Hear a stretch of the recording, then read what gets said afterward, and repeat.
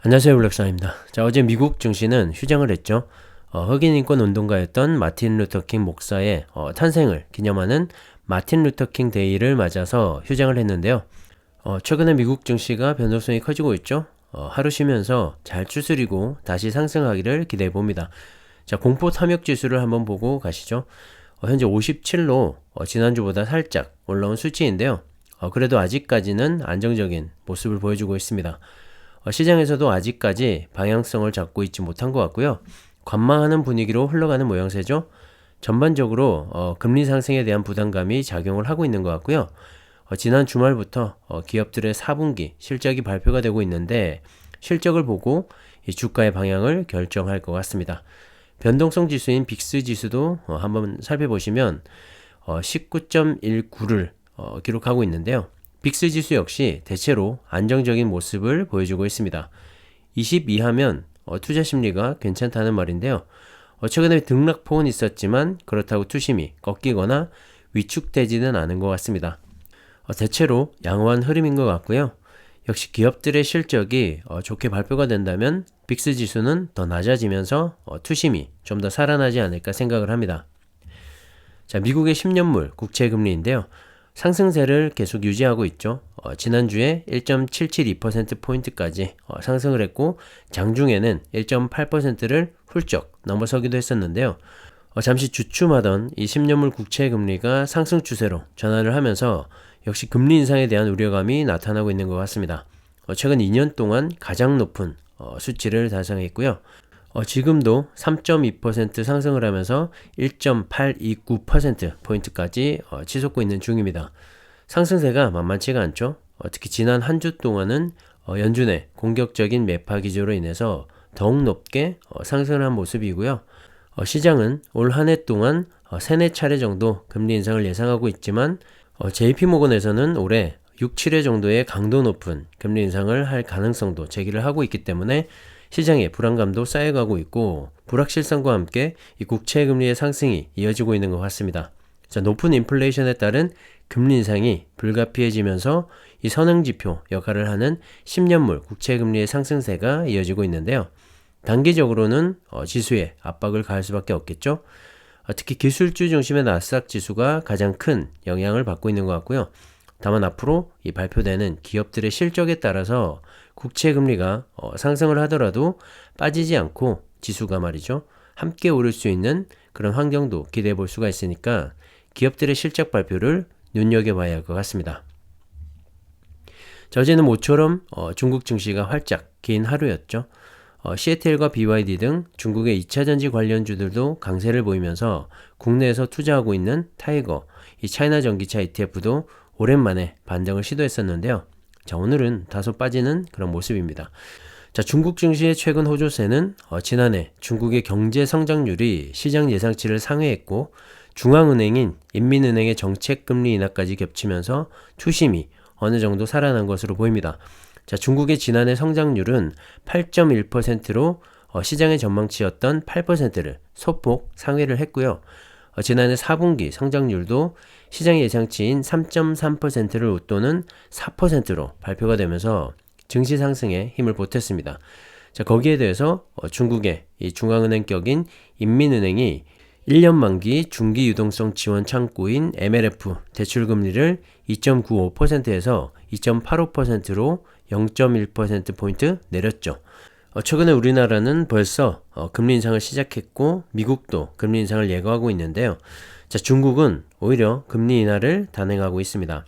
사실 코로나 사태는 중국에서 가장 먼저 시작이 됐고 또한 가장 빠르게 잡혔죠. 최근에 다시 늘어나는 추세이긴 하지만 어쨌든 다른 나라보다 빨리 시작했고 빨리 줄어들었습니다. 자, 그로 인해서 경기 회복 속도도 가장 빨랐고 성장률도 예상보다 높게 나온 것이죠. 하지만 문제는 이 앞으로의 경기 전망인데요. 다시 한번 이 경기 침체가 예상이 되면서 빠르게 금리 인하를 통해 방어를 하는 그런 모습인 것 같습니다. 자, 어쨌든 시장에는 호재로 작용을 하면서 반등에 성공하는 모습이었고요. 작년 한 해 동안 쉼없이 달린 미국 증시와는 다르게 중국 증시는 여러 가지 악재로 인해서 주춤했던 한 해였었는데요. 자, 시장에서는 그 때문에 올 한 해 동안 가장 높은 성장을 예상하기도 합니다. 자, 글로벌 증시에서 가장 높은 상승률 기록을 예상한 건데요. 자, 과연 어떤 결과가 나올지 지켜보면서 투자를 하시면 좋을 것 같고요. 우리가 투자하고 있는 타이거, 차나 전기차나 글로벌 리튬엔 2차전지와 같은 ETF도 중국 시장의 영향을 받고 있기 때문에 앞으로도 잘 살펴보시면서 투자를 하시면 좋을 것 같습니다. 자, 국내 증시는 2차전지 관련주들을 비롯해서 코스피, 대형주들까지 최근 미국과 중국의 경제 지표와 함께 미국의 금리 인상, 양적 축소 관련 이슈까지 겹치면서 힘을 쓰지 못하는 모습이죠. 특히 미국 증시와는 디커플링이 된 지 한참이고요. 따로 움직이는 모습을 보여주고 있습니다. 특히 최근에 이 LG에너지 솔루션의 상장을 앞두고 국내 증시 전반에 영향을 주고 있는 그런 모습인데요. LG엔솔의 상장이 마무리되어야지 2차전지 관련주를 비롯한 이 국내 증시에 반등이 있을 것 같습니다. 자, LG엔솔의 공모가 상당 기준 시가총액은 70조 원인데요. 상장 후에 바로 코스피 시총 3위로 올라서게 되는 거죠. 삼성전자와 SK하이닉스 바로 다음인데요. 만약에 시장의 예상대로 따상 정도가 된다면 시총 100조 원은 무난하게 달성을 하면서 코스피 시총 2위까지도 노려볼 수 있을 것 같습니다. 그만큼 국내 증시에 블랙홀 역할을 하면서 시중의 자금을 다 끌어모으고 있는 모습인데요. 실제로 개인이나 기관, 외국인 할 것 없이 LG엔솔을 담기 위해서 기존 보유 종목을 매도하거나 현금 확보를 위해서 노력하는 그런 모습을 보이고 있죠. 수급이 불안해지니까 증시에는 악재로 작용을 할 수밖에 없고요. 기관 같은 경우엔 올해 들어서 이틀 빼고 꾸준한 매도세를 보이고 있습니다. 4조 5,762억 원을 순매도하고 있고요. 외국인 역시 최근에 1조 원 넘게 매도를 늘리고 있습니다. LG엔솔 상장을 앞두고 현금 비중을 높이는 모습이고요. 그렇게 되면 수급이 꼬일 수밖에 없고 별다른 악재가 아닌데도 쉽게 급등락을 보이기도 합니다. 최근에 주가 흐름이 딱 그런 모습인 것 같고요. 특히 2차전지 관련주들은 최근에 낙폭을 줄이고 잠잠한 그런 모습이죠. 대장주의 등장으로 숨지기고 있는 그런 모습입니다. 혹시 관심 있으신 분들은 오늘부터 청약이 가능한데요. 청약들 혹시 하셨나요? 저는 개인적으로 청약을 넣지는 않았습니다. 경쟁률이 치열하기 때문에 개인 입장에서는 받기도 힘들 뿐더러 받는다고 해도 물량이 많지가 않죠. 그래서 저는 상장 후에 주가 하락을 노려볼 만하다고 생각을 하고요. 어렵게 생각할 필요 없이 투자하고 있는 2차전지 관련 ETF를 활용하는 것도 한 가지 방법이라고 생각을 합니다. 자, 어차피 우리가 이미 투자하고 있는 타이거 2차전지 테마나 코덱스 2차전지 산업과 같은 ETF는 LG에너지 솔루션이 상장하게 되면 리밸런싱을 통해서 구성 종목이 편입이 될 겁니다. 자, 그렇기 때문에 그냥 편안하게 수량을 늘려가는 것도 투자의 한 가지 방법이라고 생각을 하고요. 오히려 이 분산 투자의 효과도 있기 때문에 안정적인 수익을 만들 수 있다고 생각을 합니다. 하지만 꼭 투자하고 싶으신 분들은 상장이 되고 난 다음 한 차례 상승 후에 조정이 들어오면 그때를 기다려보는 것도 좋을 것 같습니다. 어쨌든 LG에너지 솔루션의 뜨거운 관심은 역시 올 한 해 2차전지 섹터의 강한 상승을 예상해 볼 수가 있을 것 같고요.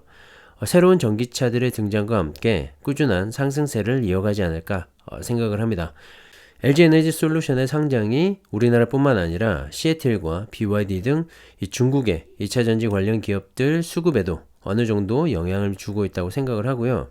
이 모든 상황은 LG엔솔의 상장이 끝나야지 어느 정도 해결이 되지 않을까 생각을 합니다. 어쨌든 정말 중요한 기업이 상장을 하고 있는 만큼 앞으로도 꾸준한 관심을 가지고 투자를 하시면 좋을 것 같고요. 2차전지 산업의 이 전반적인 업그레이드가 이루어지지 않을까 생각을 합니다. 관련 주식들의 조정이 마무리가 되어가는 것 같고요. 급등 전에 수량을 늘리는 것도 추천을 드려봅니다. 참고하시고요. 자, 유럽에서 전기차의 판매량이 사상 처음으로 디젤차 판매량을 넘어섰다고 합니다. 영국을 포함한 유럽의 18개 국가에서 지난해 12월에 판매된 전기차 수가 17만 6천 대를 기록하면서 16만 대를 팔지 못한 디젤차를 처음으로 앞섰다고 하는데요. 자, 이제 시작인 거죠. 자, 올해 한 해 동안 전기차의 질주가 어디까지 이어질지 정말 기대가 큽니다. 자, 유럽연합은 2030년까지 온실가스 배출량을 1990년 대비 55%까지 줄인다는 목표인데요. 자, 그 때문에 2020년에 자동차 배기가스 이 배출 기준을 강화하기도 했고, 지난해 7월에는 2035년부터 EU 내에 신규 휘발유와 디젤 차량의 판매를 사실상 금지하는 정책이 발표되기도 했죠.